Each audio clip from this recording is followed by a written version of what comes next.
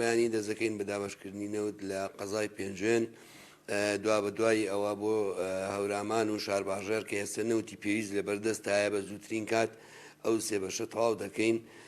دوای ئەوە پلانی تردا ئەنین بۆ ناوچەکانی تر کە ئێمە لە هەڵشۆ لە قەڵازێ ئەژێر بە ناوچەی سار دەژمارەکرێ. خەڵکی ناو شاری سلێمانی گلەی یەکەن حەقی خۆیانە گلەیەکان چکە دەبوو ئێمە لە مەڵبەندی پێنجەوە دەست پێ بکەین بەس لەبەر بارودۆخی ناوچە ساردەکان و وامان بە باشزانی لەگەڵ وەزارەت لێەوە دەست پێ بکەین.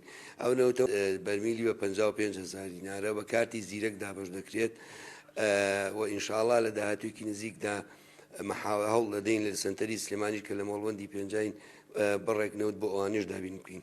بنزین دوو فاکتەری من بۆت بازەکەم ڕوونەکەمەوە بۆ هەوڵاتیان بەشێک پەیوەندی بە حکوومەتی هەرێمی کوردستانەوە هەیە کە نەوت نایە بە مەسفاکان کە ئێمە دوو مەسفامان هەیە یەکێکی تریشمان لە دوکان هەیە ئەمە سێ مەسفا نەوت دابین ناکابەوە بە پێ عقودەی کە هەیەی لەگەڵ دەرەوە ناتوانێت. بەشێکی تری ئەوەیە دەعم ناکات ئەو لۆدێکی زۆری لەسرە بۆ موچە ناتوانێت دامکە. ئەمە فاکتەرێک بەشێکی تری ئەوەی بنزین ئێمە لە دەرەوە بۆمانێت.